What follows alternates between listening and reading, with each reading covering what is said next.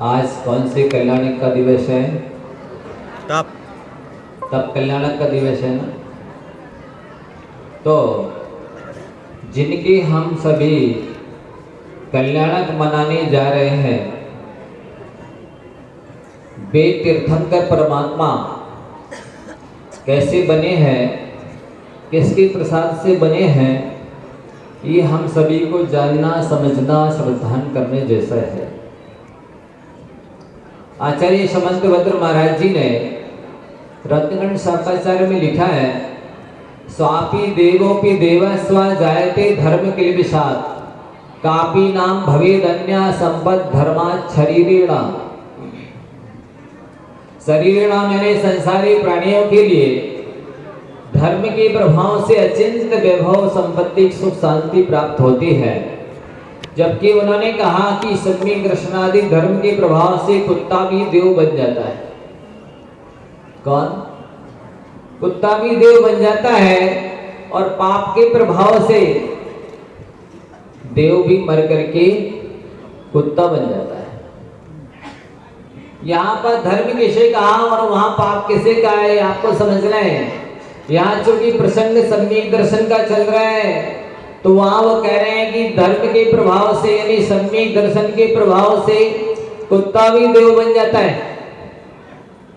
और वहां पर चर्चा है कि भवनवासी व्यंतर ज्योतिषी भवनत्रिक के देव और पहले दूसरे स्वर्ग के देव मर करके एकेंद्री तक हो जाते हैं। तो वहां कौन सा पाप है, किस पाप की वजह से वो देव मर करके एकेंद्री हो जाते हैं? क्या वहां कत्ल खाने चलाता है कोई? क्या वहां पर अंडा मांस खाता है कोई? क्या वहां शराब पीता है कोई? बताइए कौन सा पाप? कोई घूस देते हैं, घूस लेते हैं, किसी को प्रताड़ित करते हैं, तलाक कर देते हैं, गहना जेवर मांगते, क्या करते? कौन सा पाप है जिसकी वजह से वो देव मर करके एकेंद्री हो जाते हैं?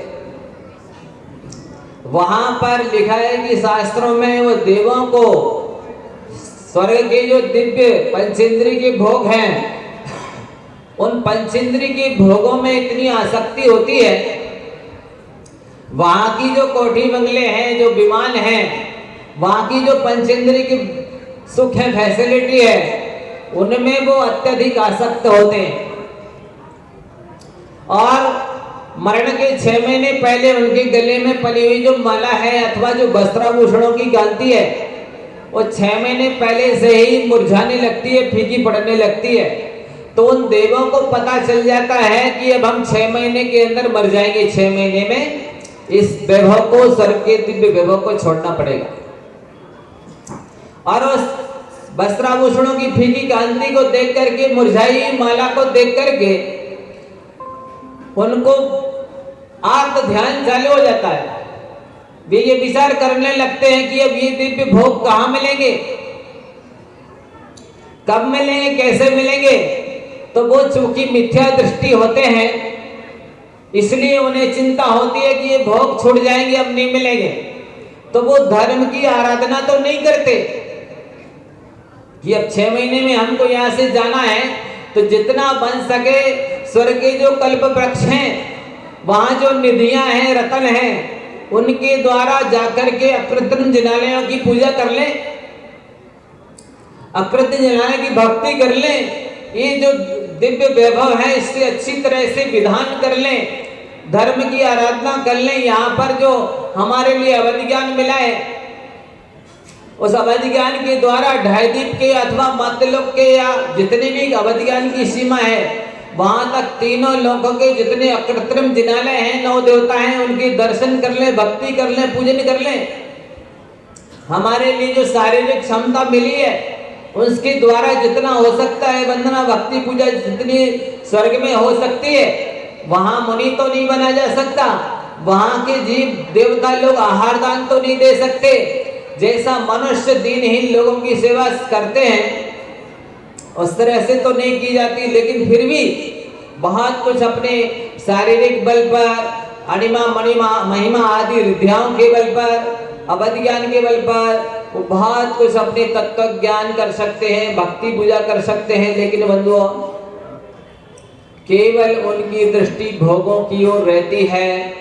धर्म के प्रति श्रद्धा न होने की वजह से आर्त ध्यान होता है और 6 महीने तक वो आर्त ध्यान करते रहते हैं और मर करके पृथ्वी, जल, अग्नि और वायु कायिक जीवों में, वनस्पति कायिक जीवों में उत्पन्न हो जाते हैं। अग्नि वायु कायिक नहीं होते, सूक्ष्म जीवों में उत्पन्न नहीं होते। तो आपको ये बताना चाह रहे हैं, वहां अधर्म के प्रभाव से कहा कि मर करके देव कुत्ता हो जाता है, तो वहां ये अधर्म है। वहां कोई पाप नहीं किए जा रहे, कोई व्यसन नहीं किए जा रहे। पंचेंद्रिय के भोगों की जो आसक्ति है, अभिलाषा है, वो अधर्म हुआ, वो पाप हुआ। उसके प्रभाव से मर करके दूसरे स्वर्ग के तक के देव एकेंद्रीय हो जाते हैं और 12वें स्वर तक के देव मर करके पंचेंद्रिय त्रियंश तक बन जाते हैं। बंधुओं, यहाँ इस गाथा में तो आप समझ गए कि यहाँ धर्म के प्रभाव से कुत्ता मर करके देव हो, यानी सम्यक दर्शनादि के प्रभाव से, भगवान की भक्ति पूजा के प्रभाव से कुत्ता भी मरकर देव होता है। वहां अधर्म के प्रभाव से क्या तात्पर्य लिया गया कि पंचेंद्रिय के भोगों की अभिलाषा, उसके प्रभाव से देव भी मर करके एकेंद्रीय अथवा पंचेंद्रिय त्रियंश तक हो जाते हैं। अब धर्म की अलग अलग व्याख्या देखिए आप। यहाँ आगे चल करके आचार्य कुंदकुंज स्वामी प्रवचन सार में लिखते हैं पुण्य फला अर्हंता। देखिए यहाँ पर पुण्य किसे कहा? जो दर्शन विशुद्धि आदि भावना है। दर्शन विशुद्धि यानी दर्शन तो सम्यक दर्शन अनेकों जीवों को हो सकता है, होता है, चाहे वो अपसम्यक सम्यक दर्शन हो, छायासम्यक हो, छायक हो, कोई भी सम्यक दर्शन हो। अकेले सम्यक दर्शन से तीर्थंकर प्रकृति का बंध नहीं होता। अकेले देवसास गुरु की भक्ति करने से तीर्थंकर प्रकृति का बंध नहीं होता है। ध्यान से सुन लीजिए, देवसास गुरु की श्रद्धा भक्ति पूजा के साथ साथ जब प्राणी मात्र के कल्याण की भावना आती है, ये अपाय विषय नाम का धर्म ध्यान, कि ये संसार के प्राणी बेचारे अज्ञान से, विषय कषाय से कितने दुखी हो रहे हैं, इनका कल्याण कैसे होगा? हे भगवान, उनको ऐसी सद्बुद्धि कैसे आएगी? मुझे ऐसी कोई क्षमता मिल जाए कि मैं इनका कल्याण कर सकूं, परोपकार कर सकूं, इनके कल्याण में निमित्त बन सकूं। जब ऐसी भावना आती है तभी वो जीव तीर्थंकर प्रकृति का बंध करते हैं। बंधुओं, तो यहाँ सम्यक दर्शन के साथ साथ पुण्य फलारहंत जो का है, उसमें पुण्य से तात्पर्य है परोपकार की भावना, पर के कल्याण की भावना।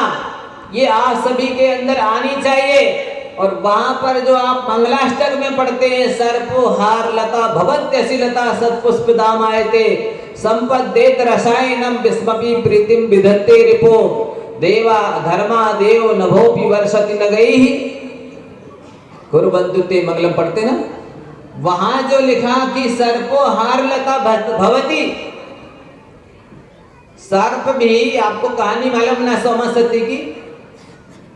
सोमा सती का कथन आता है प्रथमानी योग में। कहते हैं उनकी सास जो थी वो बहू से बहुत ईर्ष्या द्वेष रखती थी। आज की सासें शायद ऐसी नहीं होंगी, अपनी बहू को बेटे की तरह मानती होंगी। और विशेष रूप से सागर की तो सासें विशिष्ट ही हैं।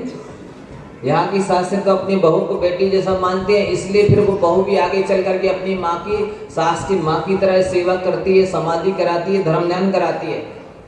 भी सासें जानती हैं कि अभी अभी हमारी बहू आई है, तो यदि हमने अपना सासपना दिखाया तो ये 6 महीने में सबके नेचर को देख लेगी, और अभी ये गाय बन के आई है, फिर बाद में व्याघ्री बन जाएगी। इसलिए वे सासें समझदार हैं सागर की, तो वे अपनी बहुओं से अच्छा व्यवहार करती होंगी, इसलिए उनके साथ ऐसी नौबत नहीं आती होगी। लेकिन हुआ ऐसा कि वो सोमा की सास ऐसी नहीं थी।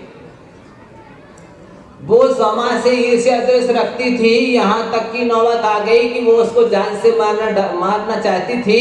इसलिए उसने पैसों में खरीद करके सांप को घड़े के अंदर रख दिया, ढक्के बंद करके रख दिया और कह दिया, बेटा मैंने तेरे लिए बहुत सुंदर हार बनवाया है, जान निकाल ले, पहन ले।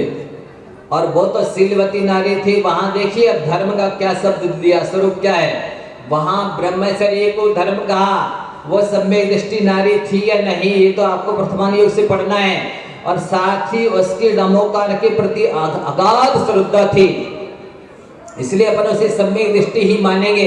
तो वो नमोकार मंत्र पढ़ती थी और उसने जाकर के घड़े में हाथ डाला तो क्या निकला? हार निकला कि सांप?